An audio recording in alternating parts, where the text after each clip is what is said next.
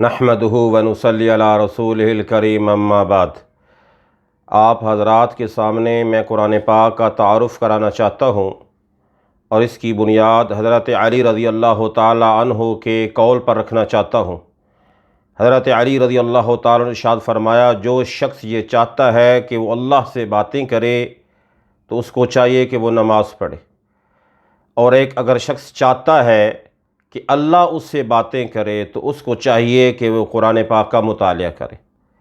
तो मैं आप हज़रात के सामने कुरान पाक का तारुफ़ कराना चाहता हूँ, और हर मुसलमान को इतनी मालूमात ज़रूर होनी चाहिए कि वो कलाम इलाही कुरान मजीद का किसी को तारुफ़ करा सके।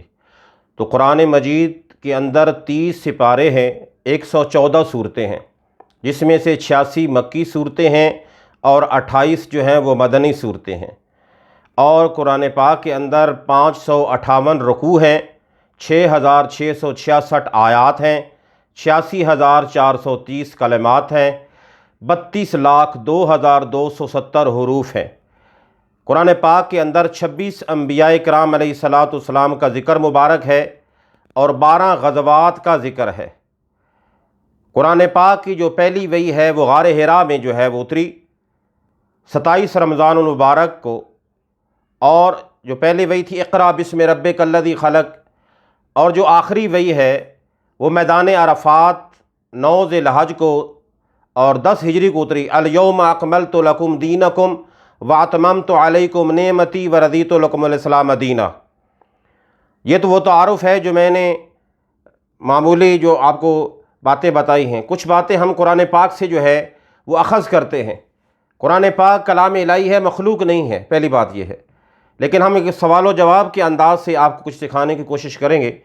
अगर कुरान पाक से ये पूछा जाए तेरा नाम क्या है, तो कुरान पाक कहता है कि क़ाफ़ वल क़ुरानिल मजीद, भाई तुझे नाजिल किसने किया, तंज़ीलुम मिनर रहमानिर रहीम। अगर पूछा जाए भाई तुझे कौन लेकर आया, नज़्ज़लहु रूहुल क़ुदुस, यानी मुझे जिब्राईल अमीन लेके आए। एक जगह अल्लाह ने इरशाद फरमाया नाज़ला बिरूहिल अमीन, भाई तू किस पर नाजिल हुआ, नुज़्ज़िला अला मुहम्मदिन, कि मैं मोहम्मद सल्लल्लाहु अलैहि वसल्लम पर नाजिल हुआ। भाई कैसे नाजिल हुआ, अला क़ल्बिका लितकूना मिनल मुनज़रीन, मैं आपके क़ल्ब अतर पे नाजिल हुआ। और अगर पूछा जाए भाई तेरी ज़ुबान क्या है, बिलिसानिन अरबिय्यिन मुबीन, तो मेरी ज़ुबान अरबी है। और अब पूछा जाए भाई तू किस महीने में आया, कब आया, शहर रमज़ान अल्लज़ी उन्ज़िला फ़ीहिल क़ुरान, मैं रमज़ान मुबारक में आया। और भाई रमज़ान मुबारक में 29 या 30 रोज़े होते हैं, दिन रात होते हैं, तू कब आया। तो कुरान पाक इरशाद कहता है कि इन्ना अंज़लनाहु फ़ी लैलतिन मुबारकतिन, मैं एक मुबारक रात में आया। अगर पूछा जाए कि रातें तो सारी मुबारक है, तू किसी ख़ास रात में आया, तो कुरान कहता है इन्ना अंज़लनाहु फ़ी लैलतिल क़द्र, मैं लैलतुल क़द्र के अंदर आया। और अगर पूछा जाए कुरान पाक से कि आपको पढ़ने के समझने के कुछ आदाब भी हैं, तो कुरान पाक कहता है कि ला यमस्सुहु इल्लल मुतहहरून, मुझे सिर्फ़ पाक लोग ही हाथ लगा सकते हैं कि गुस्ल किया हो, वुज़ू किया हो। और फिर कुरान पाक कहता है फ़इज़ा क़रअतल क़ुरान फ़स्तइज़ बिल्लाहि मिनश शैतानिर रजीम, कि कुरान पाक पढ़ने से पहले आऊज़ु बिल्लाहि मिनश शैतानिर रजीम बिस्मिल्लाहिर रहमानिर रहीम पढ़ना चाहिए। और वइज़ा क़ुरिअल क़ुरान फ़स्तमिऊ लह, और जब कुरान पाक पढ़ा जा रहा हो तो उसको गौर से सुनना चाहिए। और फिर अब या फ़ला यतदब्बरूनल क़ुरान अम अला क़ुलूबिन अक़फ़ालुहा, कि कुरान पाक को है जो वो समझ कर पढ़ना चाहिए। अगर कुरान पाक से ये सवाल किया जाए कि कुछ लोगों का ख्याल है कि नाउज़ुबिल्लाह हज़रत मोहम्मद सल्लल्लाहु अलैहि वसल्लम कुरान पाक को अपनी तरफ से गढ़ लेते थे, तो तुम्हारी क्या राय है।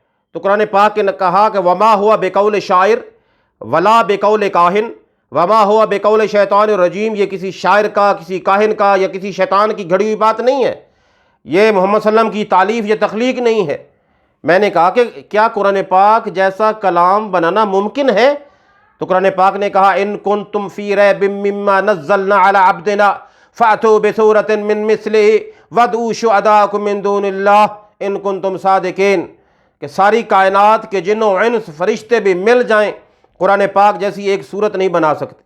मैंने कहा क्या इसमें कुछ तरमीम, कोई अमेंडमेंट, चेंजिंग हो सकती है।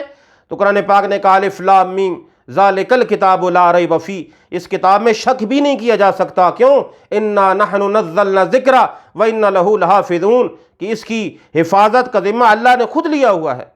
تو قرآن پاک سے میں نے پوچھا کہ جاتے جاتے ہمیں کوئی نصیحت کر جاؤ تاکہ امت محمدیہ صلی اللہ علیہ وسلم کا بھلا ہو جائے، تو قرآن پاک نے کہا کہ میں آپ کو وہ نصیحت کرنا چاہتا ہوں، وہ آیت سنانا چاہتا ہوں جو اللہ جل شانہ 70,000 نبیوں بنی اسرائیل پر یہ آیت اتاری اور ان کے پورے احکامات کا نچوڑ ہے، اور انہی نصیحتوں کو اللہ پاک نے ایک ہی آیت میں سورہ البقرہ کی آیت نمبر 83 میں اللہ پاک نے ارشاد فرمایا وَإِذْ أَخَذْنَا مِيثَاقَ بَنِي اسرائیل، کہ میں نے بنی اسرائیل یعنی 70,000 نبی بنی اسرائیل میں آئے، تقتلون الانبیاء بغیر الحق، 70,000 نبیوں کو شہید کیا گیا۔ تو اللہ پاک ارشاد فرماتے ہیں پہلی نصیحت یہ ہے کہ لا تعبدون الا اللہ، اللہ کے علاوہ کسی کی عبادت نہیں کرنی، چاہے وہ جن ہے، کوئی انسان ہے، کوئی فرشتہ ہے، کوئی نبی ہے، کوئی ولی ہے۔ پھر فرمایا وبالوالدین احسانا، اپنے والدین کے ساتھ احسان کرے، وذی القربیٰ، اپنے قریبی رشتہ داروں کے ساتھ اچھا سلوک کرے، والیتامیٰ والمساکین، اگر ان کے کچھ دے نہیں سکتے تو کم از کم وقولوا للناس حسنا، ان کے ساتھ کم از کم پیار سے اور اخلاق سے پیش آؤ، واقیموا الصلاۃ، نماز پڑھو، وآتوا الزکوٰۃ، زکوٰۃ دو، ثم تولیتم الا قلیلا، لیکن تم میں سے تھوڑے لوگ جو ہیں وہ عمل کرتے ہیں، وانتم معرضون، دنیا دیکھنے والی ہے۔ تو اللہ تعالیٰ ہمیں قرآن پاک سے دل لگانے کی توفیق نصیب فرمائے، اللہ قرآن پاک کی شب و روز تلاوت کرنے کی توفیق نصیب فرمائے۔ رمضان المبارک کا اور قرآن پاک کا بڑا جوڑ ہے جی۔ اللہ کے محبوب علیہ السلام کی ایک حدیث مبارک بھی آپ کے گوش گزار کرنا چاہتا ہوں۔ اللہ پاک کے نبی علیہ السلام نے فرمایا الصیام والقرآن یشفعان للعبد، روزہ بھی قیامت کے دن بندے کی سفارش کرے گا اور قرآن بھی اللہ بندے کی سفارش کرے گا۔ روزہ کہے گا یا اللہ اس کو میں نے دن میں کھانے پینے سے روکے رکھا، میری سفارش قبول کیجئے، اور قرآن پاک کہے گا کہ میں نے تراویح کے اندر اس کو کھڑا کیا، یا اللہ راتوں کو اس نے جاگ کر قرآن پاک سنا، یا اللہ تو اس کی بخشش فرما۔ اللہ کے محبوب علیہ السلام نے فرمایا اللہ دونوں کی سفارش منظور کر کے فیشفعان، اس بندے کی بخشش فرما دیتے ہیں۔ تو اللہ پاک قرآن پاک کو ہمارے لیے قیامت کے دن سفارشی بنائے۔ وآخر دعوانا الحمدللہ رب العالمین۔